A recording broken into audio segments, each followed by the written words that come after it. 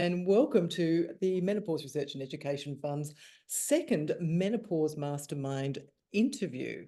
Now, you are a gynaecologist of more than 35 years or so in experience, an accredited BMS specialist. You operate privately and on the NHS. You're a board member of the BMS and the IMS and the newly elected editor of this wonderful journal. And as you say in your first editorial in there, strap in and enjoy the ride, because you've taken this hot seat at a quite political time. We've had a number of position statements that have had to have been issued over the last couple of years on various aspects of menopause. We've had most recently, the opinion pieces in the Lancet, and coming off straight off the back of that, yesterday, a rebuttal to that published in an American magazine operated by feminist Gloria Steinem. How do you approach all of this? This is a world that's moving at a very fast pace, with social media and barriers being broken down and arguments being had in areas outside of hallowed halls. How do you approach it? Well, I think the first thing to say is really welcome the fact that people are discussing menopause and all the issues around it, because for so many years, as I alluded to in my editorial, really it's been in the backwaters, and we've been banging drums about it and about the need for to be taken seriously, and basically largely been ignored. And that has changed in the last 5, maybe 10 years, and it's great to be discussing it. I think it's just we need to make sure that the discussion is balanced. And as you've already alluded to, when you start widening this onto social media, and lots of different opinions coming in, it can get a little bit unbalanced and a bit opinionated. So from our point of view in the IMS and Climacteric, really looking to stick with the evidence and where the evidence tells us we should go, accepting that there isn't always evidence to tell us everything. And in those situations, we would rely on expert opinion, as many other areas of medicine do, when you haven't got hard evidence to back up comments. You basically considered experts will then review it and come up with what they feel is the most appropriate way, and taking, of course, women's views into consideration. And that's, I think, one of the things that the menopause we've done a lot in the last 10, 15 years is to really try and work with women as much as possible to identify what their needs are, but also to try and protect them sometimes from some quite outlandish claims, both for and against intervention. Is there, the big challenge that comes with that is that, when the claims come out, they're out, and they're out for quite a long time. And by the time everybody else catches up with it and comes out with a position statement or something, it can be 6, 8 months, 10 months, a year down the line. And by then the horse is well and truly bolted. So how then do you get that evidence-based opinion out much more quickly? Well, it's very hard. I mean, as I said, social media is an instant thing, and you can be a hero one day and a zero the next. It's literally overnight things can change, and you can't possibly put together scientific consensus statements or position statements within that time frame.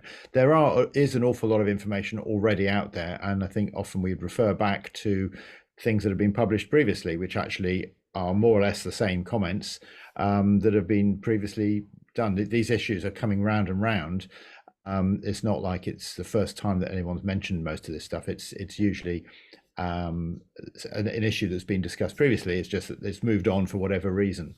You mentioned the Lancet series, and that's really, there's nothing new in the Lancet series. It's just a series of people putting in together their statements about where they think things are, and that's a statement, but it's not one that a lot of people agree with. Which I guess is what an opinion piece is about. But we do seem to be in a very, very polemic society. How do we bring people back to have some sort of form of dialogue? Well, that's a very good question, and I don't have the answers. I wish I did. It happens in all walks of life. Whatever we're talking about, menopause is just symptomatic of what's happening in discussions about politics and all sorts of other medical health issues, and so many different issues. It's becoming very polarized very quickly, and what we need is middle ground. And I think as doctors and clinicians working in the menopause, all we can do is really stick to what we know in terms of the evidence, and keep producing more research to try and give people as much evidence and comfort as possible. I think it is interesting when you see. I can only speak from my own experience, but talking to women who clearly have been influenced to a certain extent by things that have been put out there on social media quite rapidly.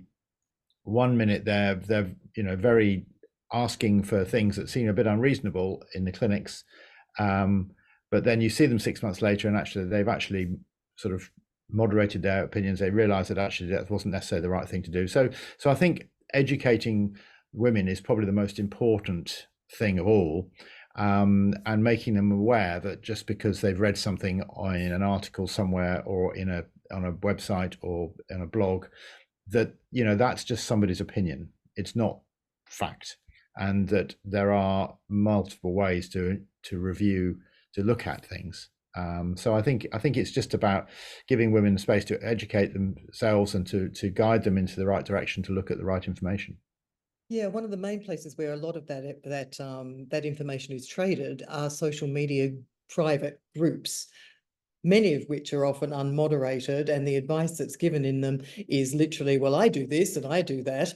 And then you get this they'll quote somebody and then they'll adapt it for themselves and then tell somebody that that's what they do. And you've got this sort of snowball effect going without moderation. And that's a very, very difficult one to overcome. And I think out of all of this, it's not just women that end up being confused, but the general practitioners as well, who haven't had much training in menopause.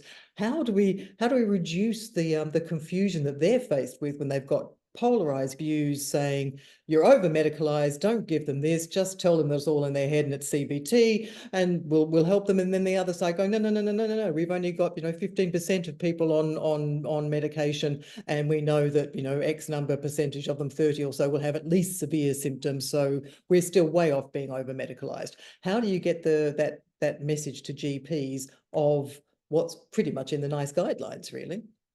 Yeah, well, again, it's very difficult to solve these problems overnight. I think there is a huge amount of work being done about educating not just GPs but other doctors. I mean, one of the challenges, and I think one of the successes, is that we have been able, over both nationally in the UK and internationally, bringing in lots of other specialties.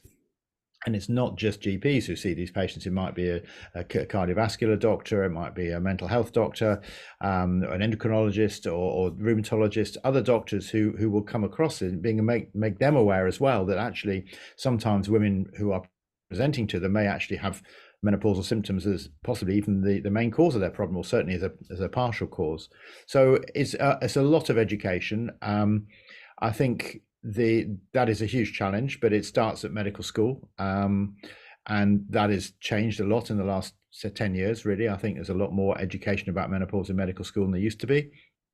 Gynaecology has, certainly in the UK, has taken on menopause as much more of a mainstream specialty than perhaps it was 15 years ago. Before the WHI, we're going back to 2001, menopause education was much more available, but the downside of that, at those stage, it was very much pharma driven. And that, we're going back to the 90s, virtually all education was pharma driven. And nowadays the education is not. Most of the education is independently driven by people who are interested in it and supported by the universities or the research organizations. So it's a very different perspective now. So I think it is work in progress. I think a lot more people are learning. A lot more GPs understand about it. We only can tell from the UK, from our national British Menopause Society meetings, that we have 350 places and it sells out within 12 hours. So that's how much interest there is, and huge amounts of GPs are becoming very interested. And I think that the days of having GPs where they're just telling you to go away and put up with it, I think that, although that wouldn't say it doesn't happen, that's much less frequent than it was. Yeah. So it is a steady progress, but it's not an overnight win. Yeah, and I think from this year, this will be the 2024 starting year, will be the first time that there is compulsory menopause education in medical schools, which will be a wonderful step forward, hopefully. Depending on Yeah, what I mean, you're looking I don't know how you legally enforce that in terms of compulsory, but I mean, it's definitely on the agenda. It's always been there. If you go back to the gynecology textbooks from 30, 40, 50 years ago, the menopause is in there, but it's not something that was really taught to any great extent. And I think it needs to be backed up appropriately, with sort of, it's relevant to all medical students, not just for their workplace, from being their professional point of view, but also everybody has a mother. Most people have other family members or friends mothers who, and as a doctor, you will always get asked questions about it. It just comes with the territory, and also important for nurses as well to understand a bit more about it and know about it. So I think it's a lot of positives that are going forward. It just sometimes is a bit overwhelming. And as we said at the beginning, gets a little bit polarized. Very much so. Now, the BMS has been busy over the last couple of months. You've put out a number of new clinicians' tools. Let's have a quick look at them. We've got one that's just come out on unscheduled bleeding. Now, anecdotally, we're hearing that there's quite a rise in the number of investigations being done on that. Do we know why that is, and what's new in that clinician's tool? Well, that's a guideline. It's one I've actually been one of the main authors of that, and the impetus for that is because outside those of us who work within the menopause know that this has been a problem for a long time. Irregular bleeding with HRT is always a problem. It always has been. But what's happened in the last 5-10 years is that the number of the women taking HRT has increased a lot, which is, I think, a good thing. But also what's happened is that the age at which women are starting HRT has come down. Women in their early or mid 40s are now going to their GP saying they may have perimenopausal symptoms, which is quite possible. But those women often have irregular bleeding anyway, because that is a feature of the perimenopause. And then they start HRT. And what's happened is that a lot of the GPs, I think, in managing these women have got out of their depth in terms of how to manage irregular bleeding. And the normal problem, the way of dealing with normal irregular bleeding is, if you're not sure, then you send them to the gynecologist to investigate, which is perfectly appropriate. But when you have a huge number of women, then obviously that starts to overload the system.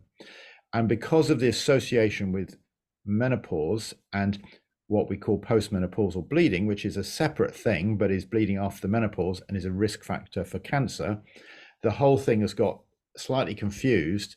And so that women who are perimenopausal and have bleeding are then referred in as an urgent case of suspected cancer, when in reality their cancer risk is extremely low. And they really just need adjustment of their hormone replacement, probably.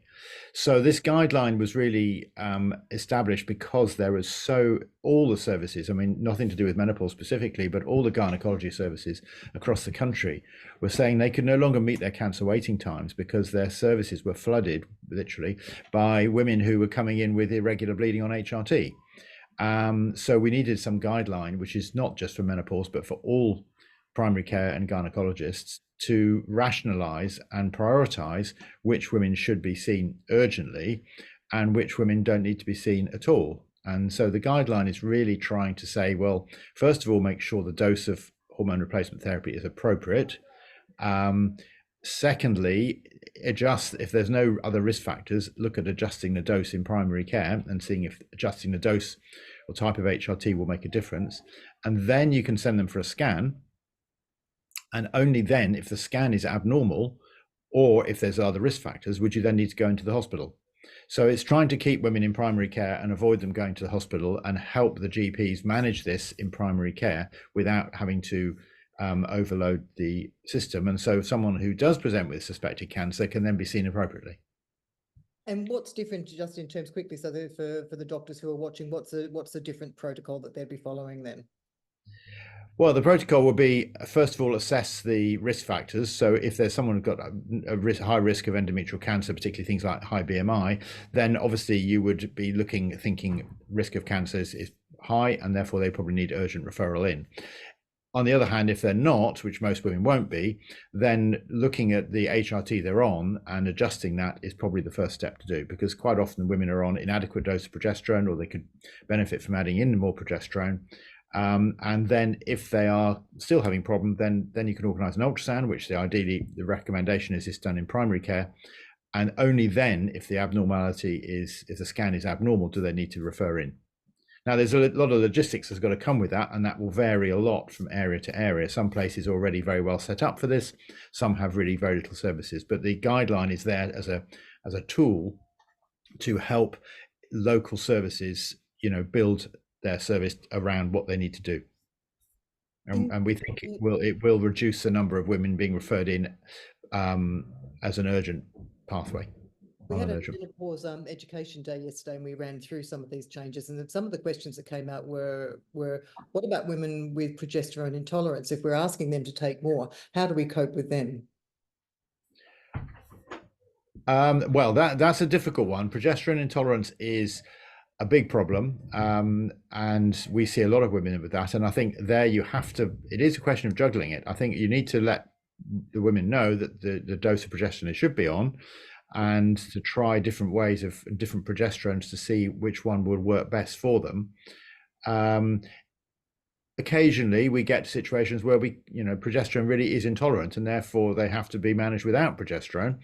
But if that's the case, they need to be regularly monitored and surveyed with regular biopsies. So it's not something you would, nobody wants to have a biopsy if they don't need it. But I think if you are having unopposed estrogen, which is not something we recommend, but is done in a few circumstances, then I think you make sure you have to be aware of the risks that patient is running. Yeah.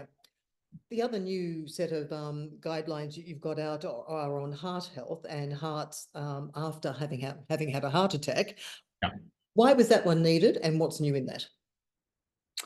Well, that one is needed because I think, again, there's a lot of misconceptions. Going back all the way, even before the WHI, there was this sort of negative assumption that if you had heart disease, you couldn't have HRT, and equally, women at increased risk of heart disease couldn't have HRT. And I think that the data subsequently have proved that's not correct.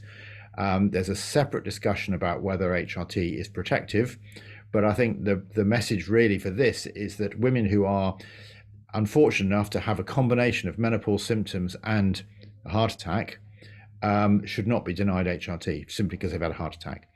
There should be some caution around that, because obviously if they've just had a heart attack, that puts their body in quite a hypercoagulable state. So in other words, they're slightly increased risk of blood clots and other factors. So one will be very cautious about it. Wouldn't just go back to a high dose preparation, but certainly introducing them back into low dose preparations gradually would be entirely appropriate.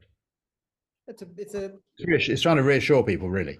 Yeah, and speaking of reassurance, there was a study that came out the other day with the over 65s looking at I think 10 million or something off Medicare records in the US, and saying that there were benefits to staying on HRT for longer. What do you think of that one? Is that a nice bit of reassurance, or more study needed, or both? Well, I think there's always going to be more study needed, because I think that this is one of the areas which is quite contentious, in the sense that this, as you mentioned, the Lancet series earlier on, and there's also the Women's Task Force for America that sort of rather downplays the benefits of hormone replacement therapy long term.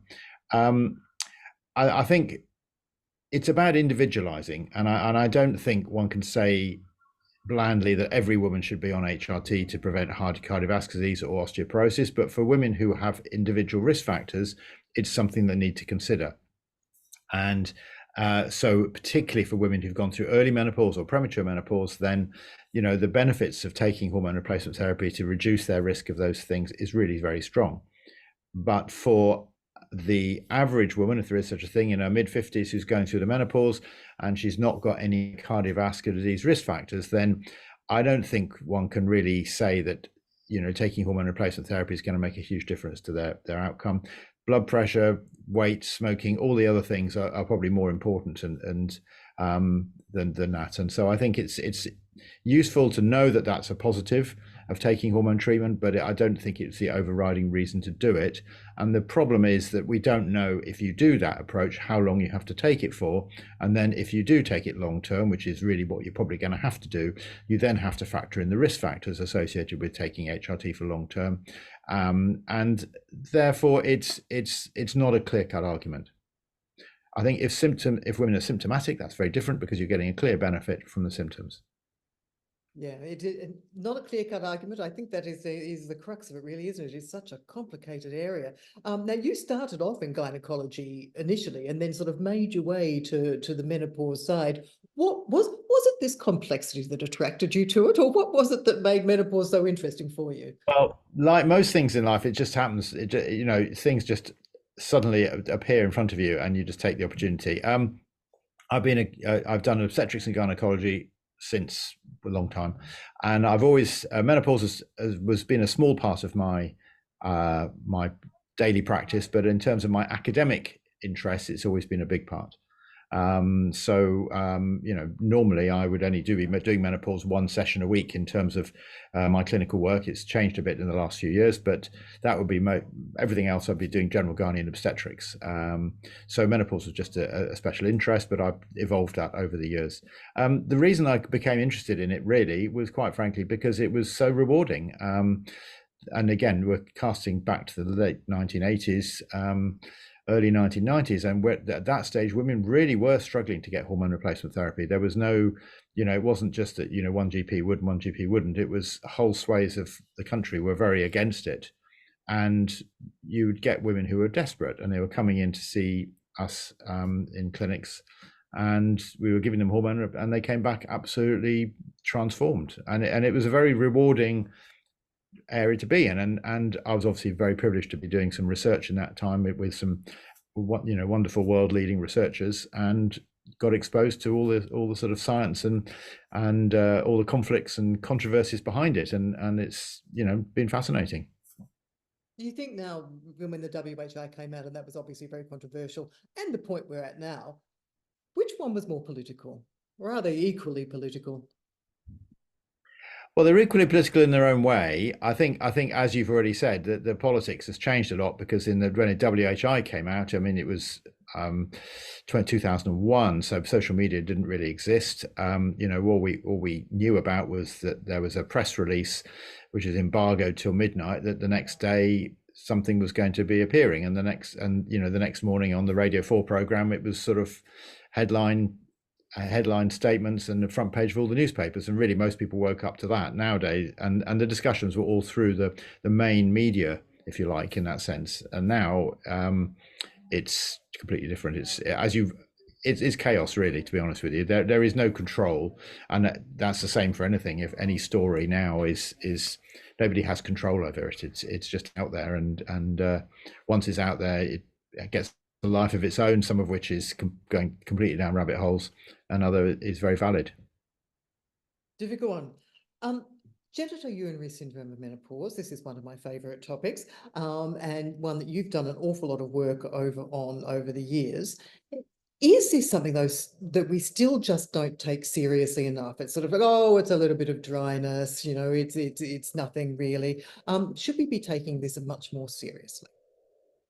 Well, yes. I mean, that is exactly right. One of the reasons I'm particularly interested in this field is because my main area of gynecology has been urogynecology, which is to do with incontinence and prolapse and pelvic floor problems, and obviously the two come together very, very frequently, and the problems of the menopause coincide with a lot of the problems that women experience with pelvic floor problems, and so it's an area where I've seen the benefits. Again, it is something that is under discussed, and people are either doctors or nurses, or even the patients are frightened or embarrassed to bring it up, and therefore it's a subject that goes often unreported, and therefore women do suffer quietly with it, thinking it's normal, thinking it's something wrong with them, are not sure what they can do, and the more people talk about these things, the better. You mentioned there prolapses and things like that. Do you think that we often don't join enough dots on it? That the vaginal, what we used to call vaginal atrophy, or still do, can be related to increased UTIs, weaknesses in the pelvic floor, increased risk of prolapse. Is there some way of joining all of those sorts of things together? So when somebody walks in, they're not just looked at as like, okay, it's another UTI, okay, it's a prolapse because of this, but there's a sort of unifying force here in some cases. Yeah, I mean, I'd like to think that that is fairly standard now in the medical world. I mean, certainly I see most patients I see, the GPs have already started them on vaginal estrogens. The urology services, they use a lot of vaginal estrogens. So a lot of people now recognize that vaginal estrogens are an important part of that. And it doesn't have to be just vaginal estrogens, but they recognize that this is a connection. But equally, there are lots of problems with the pelvic floor that are not directly related to the hormones. So one shouldn't just say that it's all down to the hormones, but hormones can certainly influence it and can help as part of the management. Yeah. This would probably be particularly important for the older cohort, of which I'm rapidly heading into myself. There was a study that came out that showed that there was a greater than 50% reduction in UTIs in over 65-year-olds if they were given vaginal estrogen.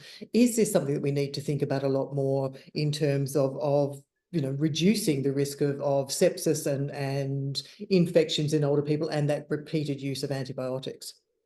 Yes, I think that in an ideal world, we would be having discussions with women to encourage them to take vaginal estrogens. I think looking after vaginal health is an important part of growing older, just as looking after your eyes or any other part of the body, basically. If the vagina starts to cause problems, then you need to seek advice, which would probably, assuming there's nothing else going on, vaginal estrogens would be very helpful. So I think if a small dose of regular vaginal estrogen maintains vaginal health for most women, will help reduce urinary tract infections. Intercourse will be more comfortable, and it can certainly prevent some of the problems you talked about. The part of the problem we have now is that women don't take the vaginal estrogen, and then they present, as you said, in their early 60s with these problems, and by then they may have had 10 years without any estrogen, and it's a lot harder to reverse that process than it would be if they've been using the vaginal estrogens regularly in the interim.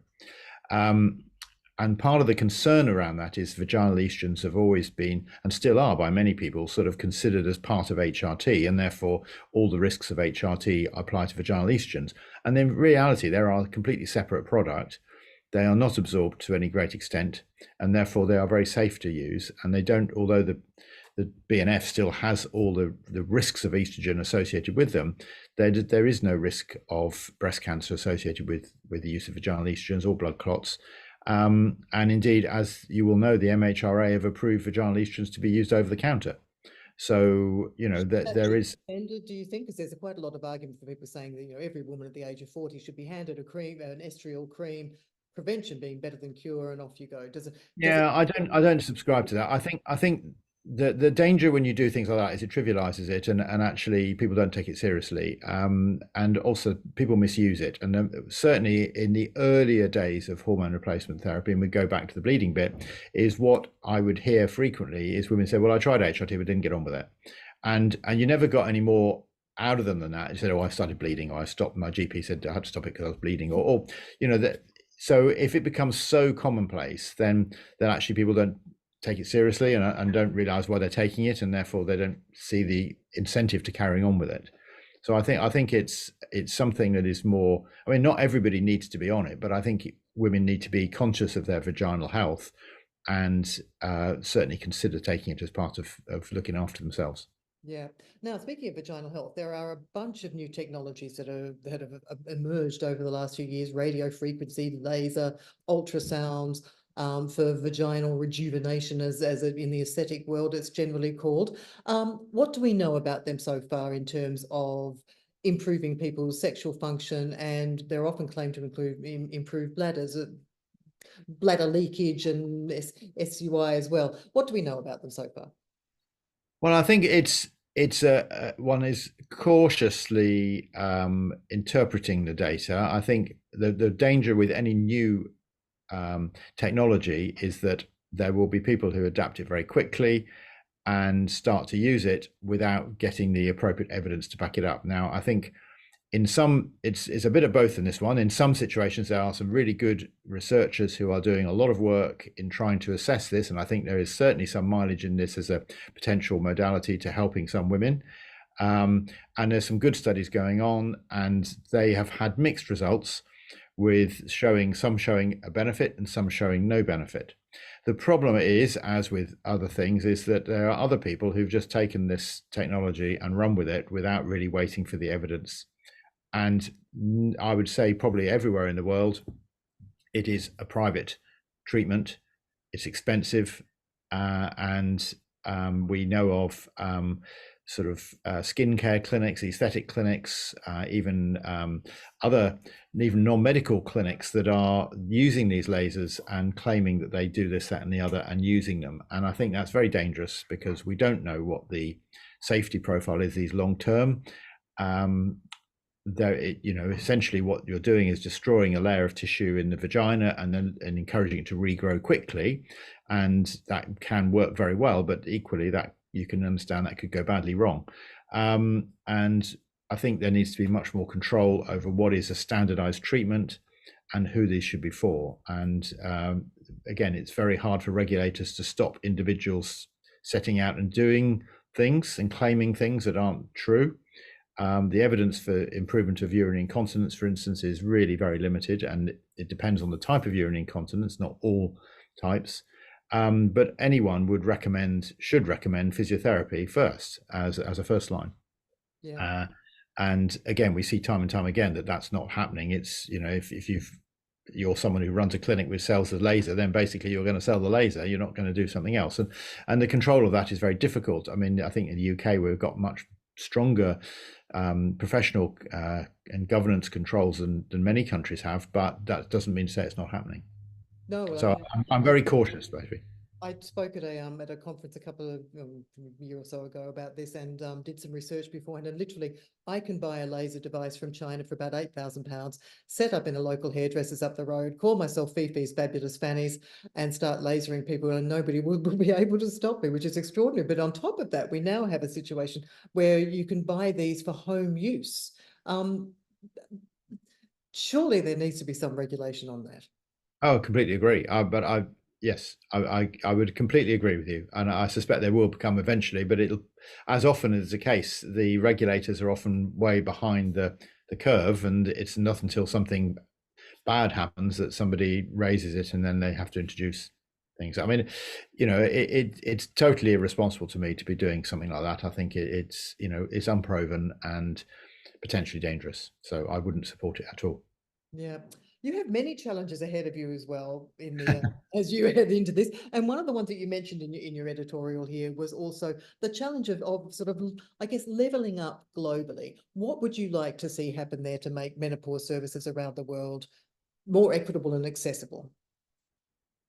Well, I think the first step is education, really, and that can come in a number of ways. I think obviously it's encouraging the healthcare professionals in those countries to access healthcare. So one of the things, I mean, I said in the editorial, but we have this, the IMS has this thing called CAMS, which is affiliated societies. And we think there's something like 65 now affiliated societies from around the world. So they can all access the information that the International Menopause Society puts out. And the hope is that the individuals within any one country who are interested can then disseminate that within their own country to help sort of generate interest. We have Impart, which is the educational tool, which is free for health professionals to use, and they can actually do their own online training to get a bit of access on interest and understanding on menopause. And we've had, again, I think it's 100 and something countries around the world that people have accessed that. So there's, we're trying to reach as many people as possible with free educational material so that they can at least understand a bit more about it. But of course, it's not. It's about understanding the menopause, and how women experience that and perceive it is very different from one culture to another. So we don't necessarily, we shouldn't be imposing what we consider to be our views of menopause in the UK, for instance, on what people might be experiencing in India or somewhere else. They may have very different ways of experiencing it and managing it. So we're all learning from each other. And I think it's also about empowering women and encouraging women to seek help and to look for advice. And of course, again, with the internet, that advice potentially is out there, but they don't have to look very far, unfortunately, in this day and age, to see many parts of the world where life-threatening healthcare is not even available. So, and women are suppressed in many countries and certainly can't begin to think about menopausal care. But it's a huge challenge, and I think one can only just continue to educate and make it as freely available as possible, which is what the IMS is doing. Wonderful. Well, I wish you luck, and strap in and enjoy your ride, because you do have a big one ahead of you. Thank you so much for your time today. And hopefully we will speak to you again sometime in the not too distant future. Okay, nice to talk to you.